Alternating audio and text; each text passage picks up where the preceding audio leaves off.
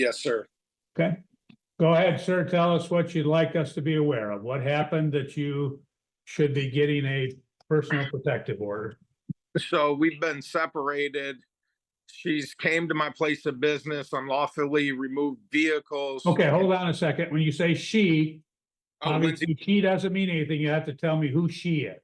Okay, I apologize. Lindsay McKediak had came to my place of business and removed vehicles. She has pending cases for that. From my understanding, Lindsay McKediak also has another PPO placed on her by somebody else, and Lindsay McKediak still has possession of her firearms and continually calls me, threatens to shoot me, threatens just continually harassing me and harassment.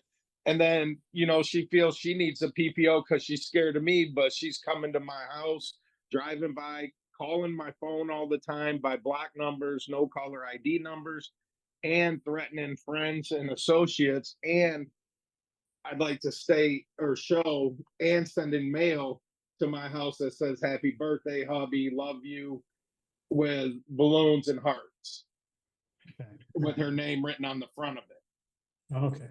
And she has a PPO on me, but she continually violates it. So I feel like I need to protect myself from her feeling like I have no recourse because she can do whatever because she has a PPO on me. Okay, you stated that there were various dates that she'd called and threatened you and things of that nature. Do you have dates for that, sir? Yeah, it was I want to say February 9th or 11th. Okay, and what does it pertain to? Because you made a lot of allegations, so I need to know if it was, you say what date, what was the date again? I want to say February 9th. Okay, February 9th. What happened on February 9th? I received a bunch of no caller ID calls, and I wouldn't answer. Okay, how did you know it was her if you have no caller ID on there? Because my girlfriend had answered the phone and had her on speaker, and they commenced to argue and threatening each other. And Okay, so did you hear the conversation when they were on the speakerphone? Yes, I was in the vehicle when she answered it, and it was on my phone. Oh, okay. And also, Hold on. There's a lot of things we have to establish. You just can't. Okay. Well, did you recognize respondent's voice on the phone? Yes.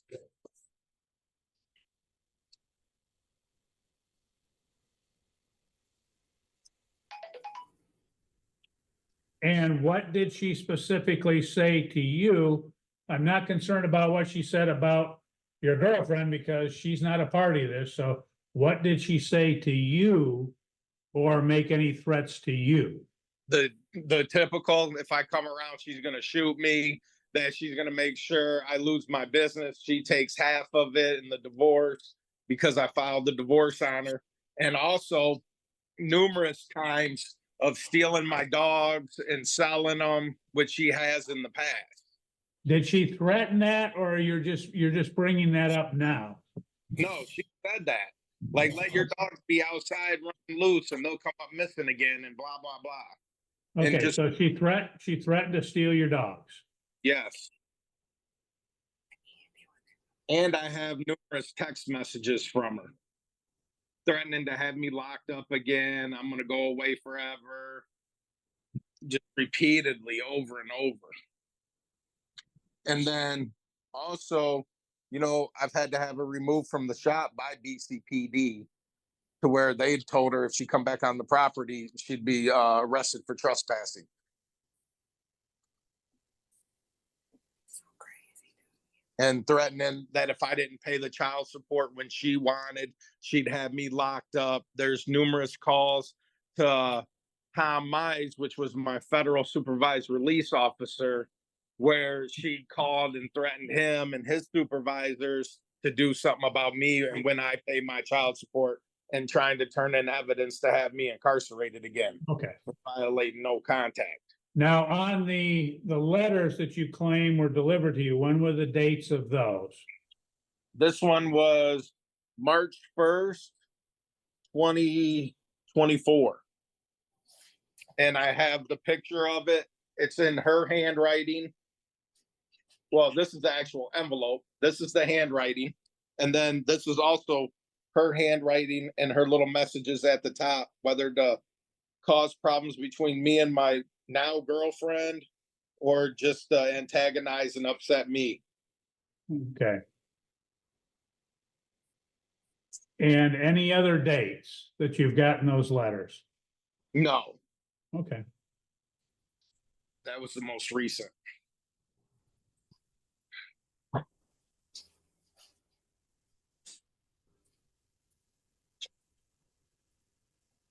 So effectively, if I'm correct, is that you've received numerous phone calls, you've had visits at work and letters in this particular matter. He claims these threats weren't isolated, but repeated, backed by text messages and ongoing intimidation aimed at getting him jailed again. Is that correct? Yes. Well, and also her unlawfully driving off with the vehicle that I was in possession with. Well, that's for another matter. That's going to have to be something that's resolved through the divorce action. Oh, yeah. Okay. Well, she was charged with that. Okay.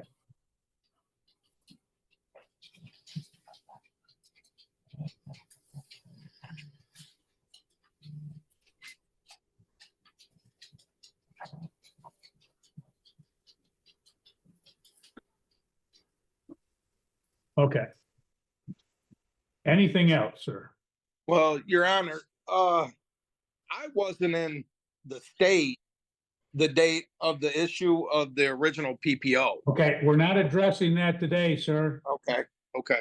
There's nothing in your petition. You didn't file a motion to terminate their PPO, so I can't take that up today. Oh, okay. Okay, Ms. McKediak, I'll have you raise your right hand and be sworn in, and we'll take testimony from you if you wish to give any. Yes, sir. Ma'am, do you solemnly swear or affirm the testimony you are about to give shall be the whole truth and nothing but the truth? Yes. Okay.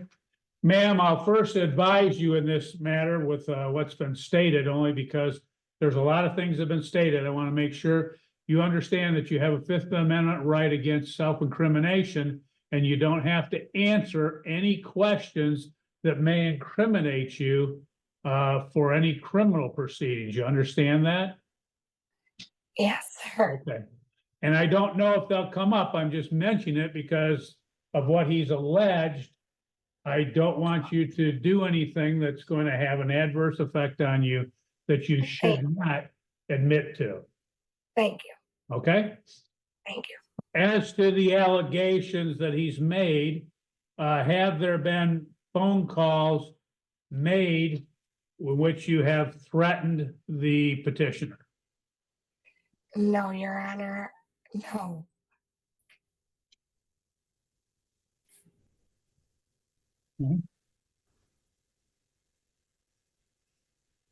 Your Honor, I do not have time to threaten. What he's saying is that, again, in the phone call, that he recognized your voice on 2-9, that you threatened if he comes around, you're going to shoot him. Did you No. say that? No, sir. Did you threaten to steal his dogs? No, I do not. Did you threaten to have him locked up? No, sir, but there was a no contact order on his federal Okay, that's not what I'm violation. asking about, ma'am. Don't go No, off on sir. tangents and stuff I'm not asking. You can bring that up No, later. No. Did you threaten that you were going to have him removed from various jobs? No, Your Honor. Did you send him a handwritten letter on March 1, 2024? That envelope is a service of my response to the divorce, and I did not write the message on the back, but that's a service for divorce. So, in which I have the proof of service, and I have my response right here, and in which it was filed and mailed to him in the envelope. And that is what that is. That is not a letter.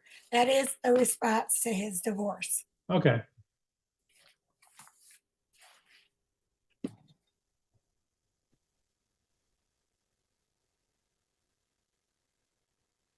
Did you, in fact, as he stated, go to the property where he was working and remove a vehicle that was in his possession? No, that vehicle is my parents' truck.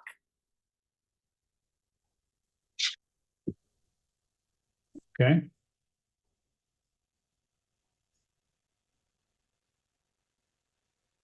Anything else, ma'am, that you would like to say in response to the allegation? I don't threaten him, and on these dates of February 9th, February 8th, of the dog matter, of any of his girlfriend calls me, he threatens me. This is ongoing and scary, and it's very scary on the part of I don't have time to threaten John. There was a no contact order with his federal. Again, ma'am, that's not a part of today's hearing, so I don't care about what happens on his probation.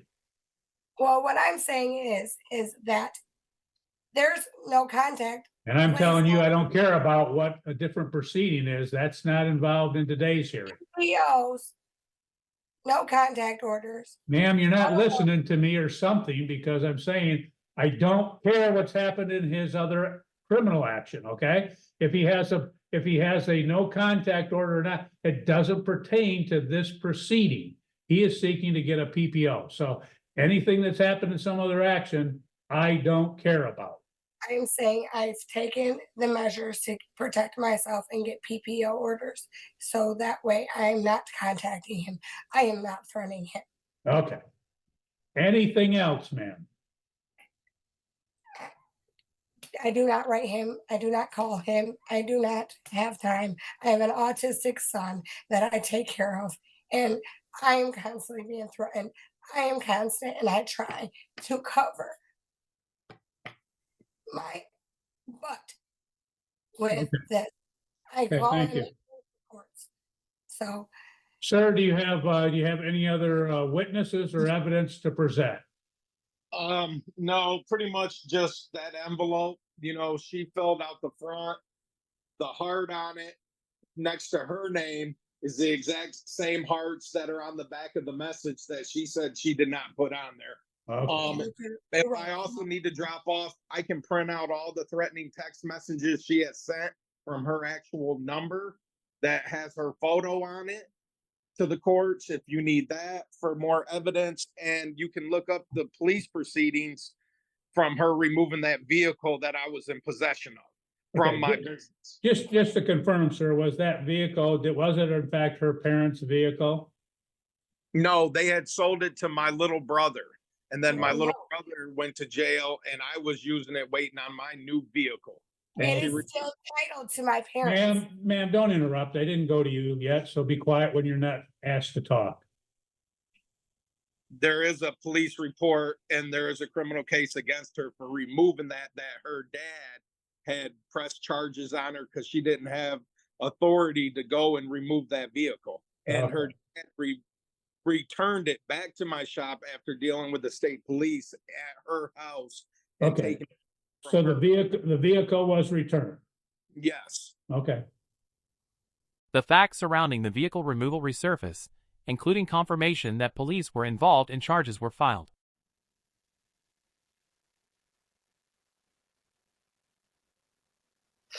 Anything else, sir, before we conclude? No, sir. Do you wish to make any closing argument? No, sir. Okay. Ma'am, is there anything else you would like to say before we conclude? That vehicle is still titled in my parents' name. And this is all to get my CPL taken from me So, and he threatens that constantly because this man has taped me up. He has came into my home. He has beat me, abused me, tried to kill me. And that's why I have PBO orders. I am Oh. so tired. I'm tired because I raised 2 children. And I am Okay. tired of these. I don't have time for these games. And he is doing this because if there's a PBO placed on me, then I cannot have protect myself, and he knows that. Okay. Well, in this matter, the court has heard the testimony. I would state in this particular case that, again, when the court does listen to testimony, the court notes that credibility is always an issue. Oftentimes, parties will allege that another party has lied or given false testimony.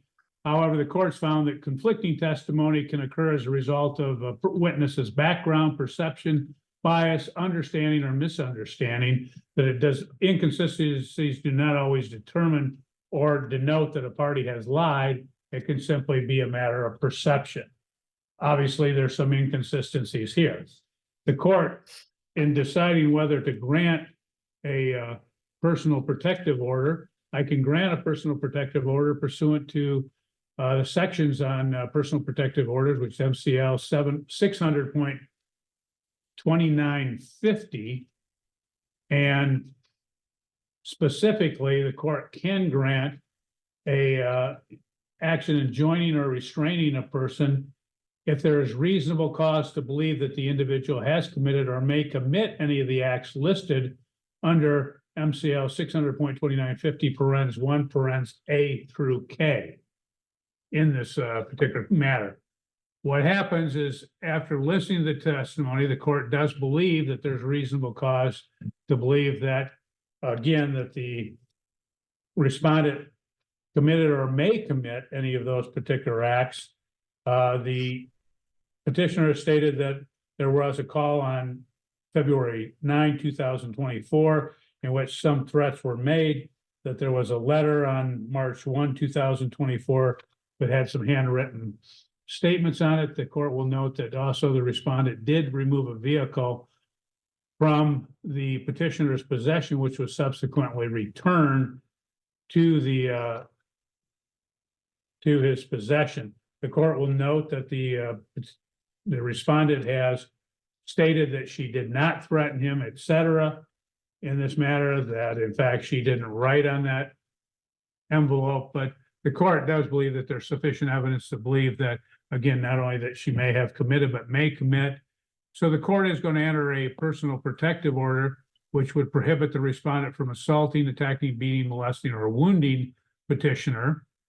Also, that, again, would keep her from appearing at petitioner's workplace or residence, or sending mail to him, or contacting him by phone in this particular matter, or from threatening to kill or injure him in any way. The court will not enter an order which would prohibit her from possessing a firearm, and the court will keep this in place for a period of 1 year. That will allow you to get past the period of time of your divorce action. Hopefully things can settle down at that particular point. So that will be the order of the court. We'll do that, and then that's how we'll proceed. I think And that will conclude the matter. And Mr. Pediac, you can come down to the court, and the PPO coordinator, and she'll assist you in getting a copy of that, etc. Okay? yes, I appreciate it. Thank you. Thank you. You're free to go. Have a good day. You too. The judge stopped short of restricting firearm possession, striking a careful balance. With the ruling delivered, the court concludes the matter, directing the petitioner to obtain official paperwork before leaving. And just like that, a volatile dispute turns into a binding court order, a clear reminder that in this courtroom, evidence beats emotion every time.